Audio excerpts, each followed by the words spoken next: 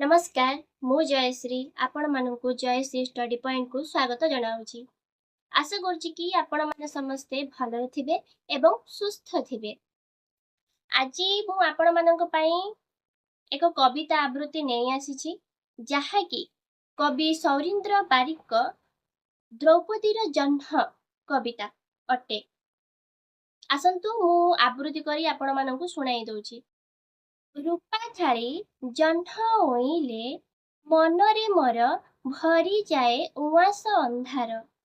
पूरा जह्न तले निज लोकटीर चिन्हा छाती रे आखि बुझी राति सारा चाही रहिबाकू भारी इच्छा हुए एई जह्न परी प्रिय छाती टीवी सबुदिन थांता केबे बदलांतानी तारी उपरे मथा रखी स्वप्न देखु देखु जह्न परी केते बेले टूप करी बुड़ी जाई। किंतु मो जह्न तो पांच फाल जिकी जिकी अंधार चिरुला तहिरे ना चुछना थाए ना ताकू देखी गोटिए छाती रे मथा रखी सोई हुए मन इच्छा सबुदिन पाई।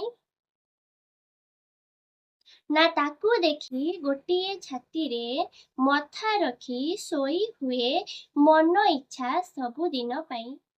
मो जह्नर भंगा दर्पण रे मुह दिसे पांच प्रकारर। मो जह्नर भंगा दर्पण रे मुह दिसे पांच प्रकारर। रुछनार भंगा दुकु दुकु मते दिए नुआ निसंगता पांचटी छातीर। ଏହା ସୌରୀନ୍ଦ୍ର ବାରିଙ୍କର ଅନୁଭାରତ କବିତା ସଂକଳନରୁ ଆସିଅଛି। କବିତାଟି ହେଉଛି ଦ୍ରୌପଦୀର ଜହ୍ନ।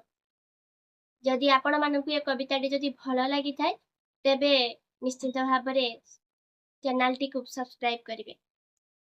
ଧନ୍ୟବାଦ।